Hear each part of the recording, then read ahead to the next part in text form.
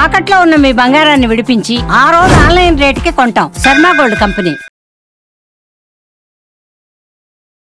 నమస్తే, మీరు చూస్తుంది సుమన్ టీవీ. నేను మీ కీర్తి.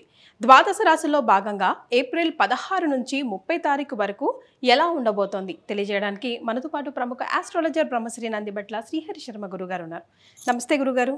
వాగర్థ విభ సంపృక్తౌ వాగర్థ ప్రతిపత్తయే జగతః పితరౌ వందే పార్వతీ పరమేశ్వరౌ ఆదిత్యాయ చ సోమాయ మంగళాయ బుధాయ చ గురు శుక్ర శనిభ్యశ్చ రాహవే కేతవే నమః. శృంగేరి జగద్గురు పీఠాధిపతులకి కంచి పీఠాధిపతులకి నమస్కారములు తెలియజేసుకుంటూ కార్యక్రమాన్ని ప్రారంభిద్దాం. గురుగారు, ద్వాదశ రాశుల్లో భాగంగా ఫైనల్గా మనం మీన రాశికి వచ్చేసాం. మరి మీన రాశి వారికి ఏప్రిల్ 16 నుంచి 30 తారీఖు వరకు ఎలా ఉంటుందో తెలియజేయండి. ఏప్రిల్ నెలలో 16వ తారీఖు నుంచి 30వ తారీఖు వరకు ద్వాదశ రాశులలో జన్మించినటువంటి వారికి ఏ విధంగా ఉండబోతుందో తెలుసుకునే ప్రయత్నం చేద్దాం. ముందుగా గమనించాల్సినటువంటిది, వీక్షించేటువంటి సుమన్ టీవీ ప్రేక్షకులు గమనించాల్సినటువంటి అంశం ఏంటంటే, చాలామంది కామెంట్స్ రూపంలో తెలియజేస్తున్నారు, చెప్పినవి కొన్ని జరుగుతున్నాయి, కొన్ని జరగట్లేవు, కారణం ఏంటి అని చెప్పి. ప్రధానంగా శాస్త్రాన్ని అనుసరించి ఎప్పుడైనా మనం వెళ్ళాలి కాబట్టి రాశి మరియు లగ్నము రెండూ ప్రధానమే. కాబట్టి ఇక్కడ ఈ యొక్క సందేహాలకన్నిటికీ కూడాను నివృత్తి చేస్తూ ఇప్పుడు క్లియర్ కట్గా ఇంకా లోతైనటువంటి విషయ పరిజ్ఞానాన్ని ప్రేక్షకులకు అందించాలనేటువంటి ఒక సదుద్దేశంతో మనం ముందుకు వెళదాం. ముఖ్యంగా అందరికీ కూడా గుర్తుపెట్టుకోండి, జన్మ లగ్నం అని ఉంటుంది, జన్మ నక్షత్రాన్ని బట్టి రాశి ఉంటుంది. కొంతమందికి date of birth, time, place తెలియవు. కాబట్టి పేరులో మొదటి అక్షరం ఏది ఉంటుందో దానిని బేస్ చేసుకొని ఆ రాశిని మనం చూసుకోవాలి. అయితే నామనక్షత్రంలో కూడా చాలామంది పొరపాటు పడుతున్నారు. కాబట్టి ఇక్కడ వాటికి సంబంధించినటువంటిది, ఉదాహరణకి శ్రీనివాస్ అనే పేరుందనుకోండి, ఏం చూస్తున్నారు? కుంభరాశి చూస్తున్నారు, కాదు, తులారాశి చూసుకోవాలి. ఇలా కాబట్టి ఎవరైనా కానీ జన్మించిన లగ్నాన్ని ఆధారంగా చేసుకొని మొట్టమొదటిగా మనం చూసుకోవాలి.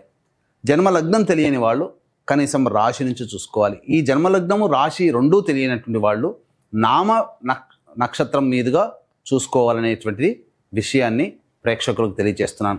కాబట్టి ఈ పట్టు నుంచి మనము లగ్నాన్ని బేస్ చేసుకొని మరియు రాశిని బేస్ చేసుకునే విధంగా తెలియజేసుకునే ప్రయత్నం చేద్దాం. ముఖ్యంగా కొంతమందికి, ఉదాహరణకి ఇప్పుడు మనం మేష నుంచి మొదలు పెడుతున్నాం కాబట్టి మేష లగ్నము, ఈ మేష లగ్నము ఒక వ్యక్తికి ఉంటుందనుకుందాం. అదే మేష లగ్నంలో జన్మించినటువంటి వ్యక్తికి కన్యా రాశి, మరి ఏ రాశి ఫలాలు చూసుకోవాలి అనేటువంటి సందేహం కూడా కలుగుతుంది. కాబట్టి ఇక్కడ నివృత్తి చూస్తూ మొట్టమొదటిగా లగ్నమే ప్రధానం కాబట్టి ఎవరు ఏ లగ్నంలో జన్మించారో ఆ లగ్నాన్ని బేస్ చేసుకునే పరిహారాలు చూసుకుంటే మీకు ఖచ్చితంగా అన్నీ సరిపోతాయి. అది గుర్తుపెట్టుకోండి. లగ్నము తెలియని వాళ్ళు అప్పుడు రాశి చూసుకోవాలి. అంటే ఒకరిది మేషలగ్నం అయి ఉండి కన్యా రాశి అయితే లగ్నాన్ని మేషలగ్నంగానే ప్రధానంగా చూసుకొని ఫలితాలు బేరీజు వేసుకోవాలి. లేదు కన్యా రాశి అనుకున్నప్పుడు లగ్నం తెలియనప్పుడు కన్యా రాశి నుంచి చూసుకుంటే 40% వరకు మ్యాచ్ అవుతాయి. లగ్నం నుంచి చూసుకుంటే 60 to 70% వరకు మనం చెప్పేటువంటి విషయాలు మ్యాచ్ అవుతాయనేటువంటి విషయాన్ని గమనించుకోగల ప్రార్థన. ఇక వివరాల్లోకి వెళ్ళినట్లయితే ప్రధానంగా ఈ యొక్క 12 రాశుల్లో జన్మించినటువంటి వారికి ఏ విధంగా ఉండబోతుందో తెలుసుకునే ముందు గ్రహ సంచారం తెలుసుకుందాం. మేషంలో రవి మరియు వృషభంలో గురువు, కర్కాటకంలో కుజువు, కన్యలో కేతువు, అలాగే మీనంలో బుధ, శుక్ర, శని, రాహు గ్రహాలు. కాబట్టి చాతుర్గ్రహ కూటమి 30వ తారీఖు వరకు కూడా ఉండబోతుంది అనే విషయాన్ని గుర్తుపెట్టుకోవాలి. ద్వాదశ రాశులలో భాగంగా, ద్వాదశ లగ్నాలలో భాగంగా చిట్ట చివరిదైనటువంటి మీన లగ్నము లేదా మీన రాశిలో జన్మించినటువంటి వారికి ఏప్రిల్ 16వ తారీఖు నుంచి 30వ తారీఖు వరకు ఏ విధంగా ఉండబోతుందో తెలుసుకునే ప్రయత్నం చేద్దాం. ముఖ్యంగా జన్మశని ప్రభావం ప్రారంభమైంది. అంతకుముందు వరకు వ్యయ శని, అనుకున్నటువంటి పనులన్నీ ఆటంకాలు ఉన్న జన్మశని ప్రభావం వల్ల జరగబోయేటువంటి నష్టం ఏంటంటే ప్రతి పని యందు కూడా ఆసక్తి తగ్గిపోతుంది. ఏం చేద్దాంలే అన్నట్టుగా ఉంటుంది, ఏ పని ముందుకు సాగదు. ఆటంకాల గురించి పక్కకు పెట్టిన, ఆటంకాలంటే పని ప్రారంభించిన తర్వాత ఆటంకాలు, కానీ అసలు పని ప్రారంభించడానికే ఇబ్బందికరంగా మారుతుంది, బద్ధకం పెరుగుతుంది, ఆసక్తి ఉండదు. ఎందుకు అనంటే ప్రధానంగా ఈ జన్మశని ప్రభావం వలన మనము విజయాన్ని పొందలేమో అనేటువంటి ఒక భావన. అంటే ఏమవుతుంది, మనలో మనకే ఆత్మవిశ్వాసం తగ్గుతుంది. కాబట్టి ఇటువంటి నుంచి బయటపడాలి అని అంటే దైవానుగ్రహం తప్పనిసరి. అన్నిటికంటే మించి ఆత్మవిశ్వాసంతో మొండి ధైర్యంతో ముందడుగు వేయాల్సినటువంటి పరిస్థితి.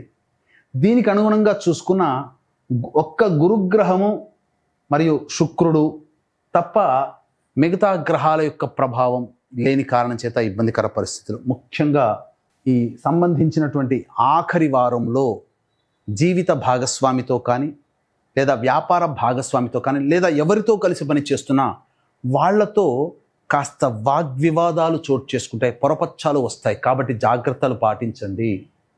ముఖ్యంగా ధనపరమైనటువంటి సమస్యలు అధికంగా ఉండబోతున్నాయి. రుణాలు చేయాల్సినటువంటి పరిస్థితి వస్తుంది కాబట్టి జాగ్రత్తలు పాటించండి. ఇక పంచమ స్థానంలో కుజుడు బలహీనపడి ఉండడం, స్తంభించి ఉండడం, ఈ కారణం చేత విదేశీయానము విదేశీ విద్యకు సంబంధించి చేయు ప్రయత్నాలు కాస్త ఇబ్బందికరంగా మారుతాయి. తండ్రి గారి ఆరోగ్యం పట్ల శ్రద్ధ వహించాలి. కుటుంబంలోని సంతానము ఆరోగ్యం పట్ల కూడా శ్రద్ధ వహించాలి. వారి అనారోగ్యము తల్లిదండ్రులకి బాధ కలుగుతుంది. ఇవన్నీ కూడా కొన్ని నెగటివ్ పాయింట్స్ ఉన్నాయి. కాబట్టి దేవతానుగ్రహాన్ని పొందే ప్రయత్నం చేసుకుంటూ ముందడుగు వేయాలి. చేస్తున్నటువంటి వ్యాపారంలో అభివృద్ధి ఉంటుంది, కానీ ఖర్చులు కూడా అంతే విధంగా ఉండడం, ఆదాయము ఖర్చులు సరిసమానంగా ఉండడం ఆసక్తికరంగా సాగదు. కానీ వ్యాపారం చక్కగా ఉంటుంది. ఉద్యోగస్తులు కూడాను పెద్దగా ఇబ్బందులు పడాల్సినటువంటి పరిస్థితి ఉండదు. కాకపోతే శారీరక శ్రమ, మానసిక ఒత్తిడి అనేటువంటిది అధికంగా ఉంటుంది. కాబట్టి సవాళ్ళు వస్తాయి. ఆ సవాళ్ళని ఎదుర్కొని అధిగమించే ప్రయత్నం చేయండి. ఏతావాత మొండి ధైర్యము, ఆత్మవిశ్వాసంతో ముందడుగు వేస్తూ దైవానుగ్రహాన్ని పొందే ప్రయత్నం చేస్తూ ఉన్నటువంటి వ్యక్తులకి ఏమీ జరగదు. వివాహం కాని అబ్బాయిలకి అమ్మాయిలకి వివాహ సంబంధాలు గోచరమవుతాయి. గర్భవతులు జాగ్రత్తలు పాటించాలి. ఇది ఈ విషయం పట్ల చెప్పదలసినటువంటిది. అయితే ఈ యొక్క విశ్వావసునామ సంవత్సరంలో అందరికీ మీనరాశితో పాటు అన్ని లగ్నాలు అన్ని రాశులలో జన్మించినటువంటి వారికి సంకల్పం నెరవేరాలి. అలాగే ప్రతి నెల గ్రహాలు గతులు మారుతూ ఉంటుంటాయి. కాబట్టి గ్రహ గతులకి అనుగుణంగా గ్రహాల యొక్క అనుగ్రహం, దేవతానుగ్రహం ద్వారానే పొందుతాము. కాబట్టి ఇట్టి జాతకరీత్యా ఉండేటువంటి సకల దోషాలు తొలగిపోవాలనేటువంటి సదుద్దేశంతో ఏప్రిల్ 18వ తారీఖు రోజున కాశీ విశ్వేశ్వరుని యొక్క ఆజ్ఞ మేర కాశీ క్షేత్రములో సంకల్ప సిద్ధి, సర్వదోష నివారణ పూజలు, హోమాలు అనేటువంటివి ప్రారంభించడం జరుగుతుంది. సంవత్సరం పాటు జరుగుతాయి. అవకాశం ఉన్న వాళ్ళు సంవత్సరం పాటు జరిగేటువంటి కార్యక్రమంలో సభ్యులుగా చేరవచ్చు. ఈ విషయాలు కార్యక్రమ తదనంతరం కాంటాక్ట్ చేసి పూర్తి వివరాలు తెలుసుకోవచ్చు. ఇక ఆలస్యం చేయకుండా 16వ తారీఖు నుంచి ఏప్రిల్ 30వ తారీఖు వరకు మీన లగ్నము లేదా మీన రాశిలో జన్మించినటువంటి వారికి ఏ విధంగా ఉంటాయో తెలుసుకునే ప్రయత్నం చేద్దాం. 16, 17, 18వ తారీఖుల్లో ప్రధానంగా సంతాన మూలకంగా ఖర్చులు, సమస్యలు పెరుగుతాయి. పాత మిత్రుల యొక్క పరిచయం, పాత మిత్రులతో మళ్ళీ కలయికలు అనేటువంటివి జరుగుతాయి. అలాగే కోర్టు సంబంధమైనటువంటి విషయాల్లో మీకు కాస్త నిరుత్సాహం కలుగుతుంది. ఆస్తి పంపకాలు మీకు అనుకూలంగా ఉండకపోవచ్చు. ఇక 19, 20, 21, 22వ తారీఖుల్లో చేస్తున్నటువంటి వృత్తి, ఉద్యోగ, వ్యాపారాల్లో ప్రోత్సాహం లభిస్తుంది. అధికారుల యొక్క అండదండలు, వ్యాపారస్తులకైతే ఇతరుల యొక్క తోటి వ్యాపారస్తుల యొక్క అండదండలతో అన్ని విధాలుగా ఉన్నటువంటి సమస్యని పరిష్కరించుకోవడం, వ్యాపారము బాగుగా సాగడం, నిరుద్యోగస్తులకి ఉద్యోగం లభించడం, ఆల్రెడీ చేస్తున్నటువంటి ఉద్యోగులకి ప్రోత్సాహం లభించడము, ఇతర సంస్థల్లో ఉద్యోగం లభించడం, తద్వారా ఆనందకరమైన జీవితాన్ని గడుపుతారు. ఖర్చులకి తగ్గట్టుగా ఆదాయం లభించడం ద్వారా సమస్యలన్నీ పరిష్కరించుకుంటారు. రాని బాకీలు వసూలవుతాయి. 23, 24వ తారీఖుల్లో ప్రధానంగా అనవసరమైనటువంటి ఖర్చులు పెరుగుతాయి. కుటుంబ సభ్యులతో వాగ్వివాదాలు పెరుగుతాయి. అలాగే కుటుంబంలో కంటే ఎక్కువగా బయటనే జీవించాల్సినటువంటి పరిస్థితి వస్తుంది. అనవసరమైన ప్రయాణాలు చేయాల్సి వస్తుంది.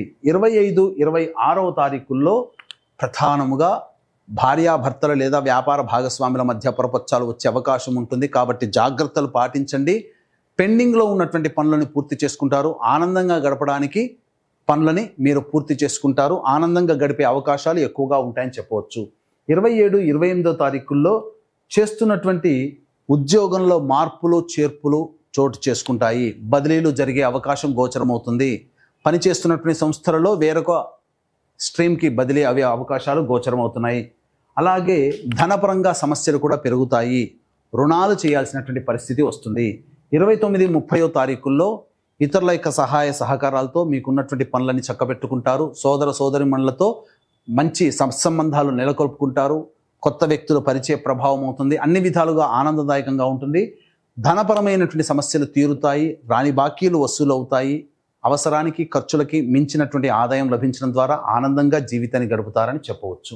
ఏతావాత చెప్పొచ్చేది ఏమిటంటే 23, 24, 27, 28 తారీఖుల్లో ప్రశాంతత లేని జీవితము, ఖర్చులు అధికంగా ఉంటాయి కాబట్టి జాగ్రత్తలు పాటించండి. ఇది ఈ విషయంగా చెప్పవచ్చు. మీనరాశిలో జన్మించిన మహిళలకు ఎలా ఉంటుంది గురుగారు? ఇక మీన లగ్నము లేదా మీన రాశిలో జన్మించినటువంటి మహిళలకి ప్రధానంగా సమస్యలు అధికంగానే ఉంటాయి, బాధ్యతలు కూడా అధికంగానే ఉంటాయి. కోల్పోయిన చోట తిరిగి గౌరవాన్ని పొందుతారు. ఆ గౌరవాన్ని నిలబెట్టుకోవడం కోసం ఎక్కువగా శారీరక శ్రమ, ఒత్తిడికి గురవ్వాల్సినటువంటి పరిస్థితి.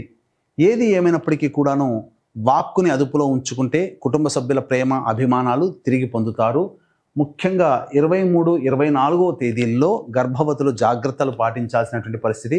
వివాహం కాని అమ్మాయిలకి వివాహ సంబంధాలు కుదురుతాయి. అలాగే వ్యాపారం చేసుకునేటువంటి మహిళలకి ప్రోత్సాహం అధికంగా ఉంటుంది. కాకపోతే అప్పులు చేయకుండా ఉన్న వాటితోనే సరిపుచ్చుకునే ప్రయత్నం చేయండి. అన్ని విధాలుగా బాగుంటుందని చెప్పవచ్చు.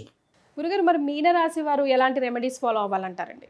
ఈ యొక్క 16వ తారీఖు నుంచి 30 ఏప్రిల్ తారీఖు వరకు ఉన్నటువంటి రోజుల్లో వచ్చేటువంటి సమస్యల పరిష్కారం కోసం ప్రతిరోజు నవగ్రహాల చుట్టూ శివాయ నమః అంటూ 27 ప్రదక్షిణలు చేయండి. చాలా మటుకు సమస్యలు పరిష్కారం అవుతాయి. ఇష్టదేవతా సందర్శనం చేసుకోండి. అలాగే కాశీ విశ్వేశ్వరుని యొక్క ఆజ్ఞ మేర ఈ విశ్వావసునామ సంవత్సరంలో మీ యొక్క సంకల్పం నెరవేరాలి.